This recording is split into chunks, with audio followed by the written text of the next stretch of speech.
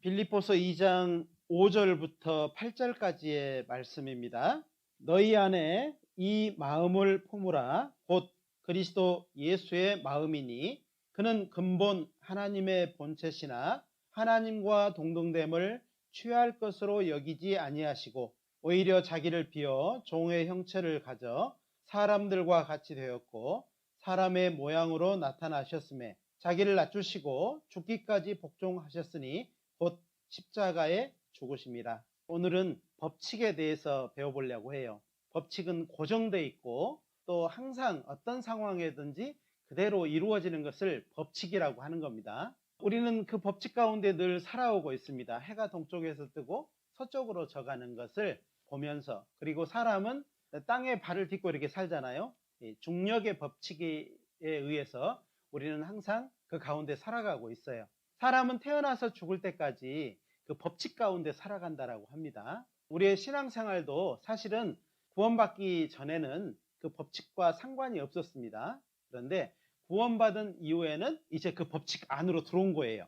그래서 그 법칙 안에 이루어지는 많은 결과들을 맛보고 경험하고 또 기도하면서 하나님과 동행하며 살아가게 된다는 것입니다. 하나님이 우리에게 주신 법칙이 있는데 이 법칙을 잘 이해하면은 잘 참아낼 수도 있고 기다릴 수 있기 때문에 오늘은 아주 중요한 법칙을 한번 두 번에 걸쳐서 배워보려고 합니다. 고난과 영광의 법칙이 신앙생활 가운데 계속 반복되기 때문에 이 법칙을 잘 이해하게 되면은 지나간 시간들도 은혜가 되고 앞으로 주어질 고난들도 영광을 기다리는 귀한 시간들이 될 수 있다라고 생각이 됩니다. 고난과 영광은 이제 어떤 사람은 이렇게 말을 합니다. 고난과 영광은 고리로 연결이 돼 있다. 고난과 영광은 고난 따로 영광 따로 있는 것이 아니고 고난과 영광은 우리 눈에 보이지 않지만 항상 함께 움직인다. 그런데 우리는 어때요? 고난이 오면은 두렵고 피하고 싶고 빨리 여기서 벗어나고 싶은 것이 사실이잖아요. 그래서 우리는 늘 이 말씀을 또 들어보고 또 생각을 하고 상기해 보아야 될 부분이라고 생각이 됩니다. 오늘 말씀처럼 고난받으신 주님이 없이는 구원받은 그리스도인이 존재할 수가 없잖아요. 예수님은 고난받으러 먼저 오셨고 그리고 그 믿는 자에게 영광을 주신다라고 말씀을 하셨어요. 그래서 우리가 걷는 모든 길에는 이 고난이 있고 그 다음에 영광이 있어요. 예수님이 그 길을 먼저 가셨고 또 우리는 그 뒤를 따라가야 될 사람으로 예수님은 우리에게 본을 보여주시고 우리는 따라가야 된다는 겁니다. 과거에 다윗의 하나님이 나의 하나님이 되었어요. 다니엘의 하나님이 나의 하나님이 됐어요. 모세를 통해서 이스라엘을 이끌었던 그 하나님이 나의 하나님이 됐어요. 그래서 우리는 이 성경을 통해서 교훈받고 앞으로 나타날 것에 대해서 미리 알 수 있고 또 기다릴 수 있게 하셨다는 겁니다. 이를 위하여 너희가 부르심을 입었으니 그리스도도 너희를 위하여 고난을 받으사 너희에게 본을 끼쳐 그 자취를 따라오게 하려 하셨느니라. 우리의 신앙생활은요, 새로운 교본이 필요한 게 아니에요. 이미 걸었던 수천 년 교회 역사 가운데 우리 믿음의 선배들이 걸었던 그 길이 있다는 겁니다. 함께 모이고 말씀 듣고 복음 전하고 안으로는 사랑하고 밖으로 복음 전하고 이 길이요 수천 년간 있었던 길이라니까요. 우리는 그 길 그대로를 가야 돼요. 그러니까 우리가 걷는 길은요 예수님이 걸었던 길입니다. 예수님이 걸었던 길은 수많은 믿음의 선배들이 걸었던 그 길을 나도 걸어가야 돼요. 묵묵히 걱정하지 말고 근심하지 말고요 걸어가는 겁니다. 나는 그 길을 걷고 있는가? 나는 그 길에 벗어나지 않았는가? 생각을 해보셔야 됩니다. 우리는 이 세상에서 잠시 잠깐 주님이 이 세상에서 걸었던 그 길을 걸어가는 겁니다. 우리가 그와 함께 영광을 받기 위하여 고난도 함께 받아야 될 것이다. 고난은요 당연한 겁니다. 이 고난이 없는 그리스도인은요 결국 그 길을 결코 따라가지 않아요. 세상으로 향하게 되고 자기 자신이 다시 한번 자기의 왕국 가운데 살아가게 된다는 겁니다. 우리의 잠시 받는 환난에 경한 것이 지극히 크고 영원한 영광의 중한 것을 우리에게 이루게 함이니 우리에게 이루려고 고난, 환난을 허락하신 거예요. 환난은요, 깊은 골짜기라고 하면은요, 영광은요, 푸른 초장이에요. 푸른 초장을 맛을 본 사람은 깊은 골짜기를요, 이겨낼 수 있어요. 푸른 초장의 맛을 맛보지 못한 사람은 골짜기에 다다랐을 때 낙심하게 되고 후회하게 되고 좌절하게 된다는 겁니다. 신앙생활은 그래서 말씀을 통해서 푸른 초장을 경험하게 하는 거예요. 여러분은 푸른 초장을 경험했습니까? 이겨낼 수 있는 가장 큰 원동력이 사랑입니다. 주님께 받았던 은혜죠. 자, 우리가 왜 고난을 통과해야 될까? 첫 번째, 은혜 때문입니다. 은혜. 우리가 받은 은혜. 구원받은 사람은 복 받은 사람으로서 복을 나눠주려고 사는 사람이라고 할 수 있어요. 전혀 삶이 달라지는 거예요. 여러분, 복을 받기 위해 살아가시는 겁니까? 이미 하나님의 은혜를 받았기 때문에 이 자리에 함께하고 계십니까? 질문을 한 번씩 해봐야 돼요. 그래야 정확하게 내가 어떻게 살아가야 될 것인지, 내 표대는 누구인지, 표대가 분명해지지 않으면요, 따라갈 수가 없어요. 표대가 분명하려면 그에 대한 확실한 믿음도 있어야 돼요. 천국에 대한 확실한 믿음이 있을 때 우리를 인도하신 주님의 손길, 주 성령님의 손길을 뿌리치지 않고 그 안에 쭉 갈 수 있다는 겁니다. 고난을 통과해야 되는 이유는 바로 은혜 때문입니다. 은혜는요, 받을 수 없는, 자격도 없는 우리를요, 하나님이 우리에게 선물로 주셨다니까요. 그래서 영원한 천국에 들어갈 자녀되는 권세를 우리에게 주셨어요. 이제 우리는 고난을요, 묵묵히 당당하게 잘 참고 영광을 바라보고 반드시 통과해야 됩니다.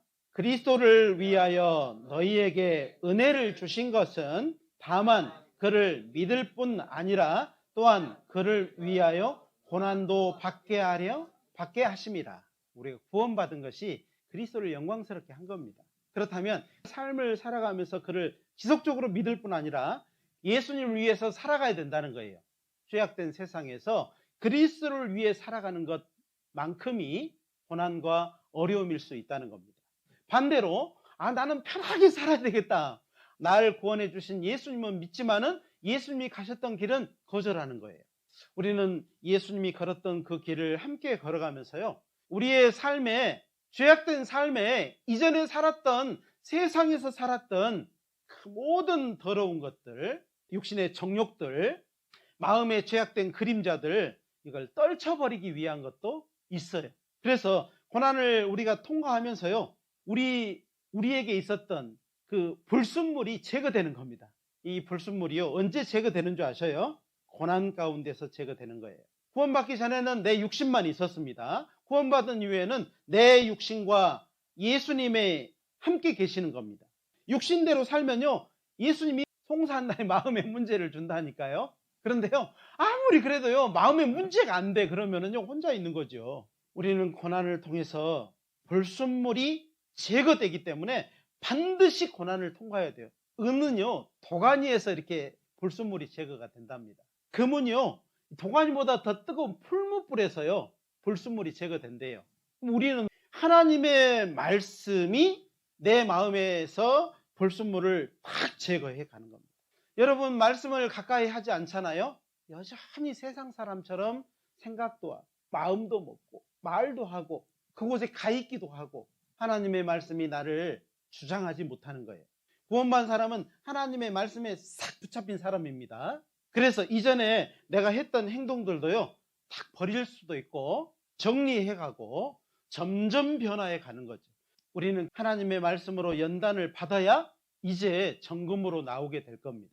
나의 가는 길을 오직 그가 아시나니 그가 나를 단련하신 후에는 내가 정금같이 나오리라. 나의 가는 길을 그가 아신대요. 나와 함께 하시는 분이 누구예요? 구원받고 내 안에 들어오신 분이 누구냐 이 말이에요. 예수님이잖아요. 예수님이 나의 가는 길을 아셔요. 그분이 정하셨어요. 우리는 그분에게 운전대를 넘겨줬어요. 그분이 운전한 대로 가는 거예요. 그 말은 예수님 뜻대로 살아가겠다는 거예요. 내가 가고 싶었던 길을 예수님이 아니라고 그러면요, 다 끊어버리는 거예요. 과감하게 끊어버리는 거죠. 그래서 구원받은 사람은요, 급격하게 변화됩니다. 구원받은 사람은 변해야 돼요. 변하는데 얼마나만큼 변해야 되냐면요, 계속해서 변해야 돼요. 완벽하게 될 때까지 변해야 되는 거예요. 그 변화는 고난 받을 때 이루어지는 거예요. 그가 나를 단련하신대요. 고난 가운데 환난 가운데 넣어놓고 단련하셔요. 변화되지 않겠다는 것은 이전처럼 그대로 살겠다는 거예요. 머리로는 예수님을 다 알고는 있는데 절대 내 생활은 변화되지 않겠다라고 하는 고집이 있는 거예요. 우리는 이 고난을 다 통과하면은요, 뭘 얻을까요? 영광과 존귀를 얻게 돼 있어요. 누가 그렇게 약속해 주실까요? 우리 하나님께서 그렇게 약속해 주는 거예요. 너 연단 받아봐. 단련 받아봐. 우리에게 지금 권유하고 있잖아요. 구원받은 사람이 교회 안에 들어와서요, 언어를 바꿔야 될 부분이 있습니다. 생각을 바꿔야 될 부분이 있고 마음을 바꿔야 될 부분이 있고 우리의 전체 가운데서 교회에 합당하게 바꿔야 될 것이 분명히 있다는 겁니다. 교제 안에서는요, 서로 갈리는 겁니다. 나도 바뀌고 상대방도 바뀌고 내가 먼저 바뀌어주면은 상대방도 더 빨리 바뀌고. 가정 안에서 부모는요, 자녀들에게 본을 보이는 자리예요. 부모의 모습을 닮아가는 것이 자녀들이에요. 그 모습이 어떤 모습일까요? 막 교회 가서 이 형제는 저러고 저 형제는 이러고 저 자매는 이러고, 그리고 계속 하면요, 뭘 배울까요? 자녀는 그거 배워요. 칭찬하고 사랑해주고 기도하는 모습을 가지고 있는 부모에게는요, 자녀는 그걸 배우는 겁니다.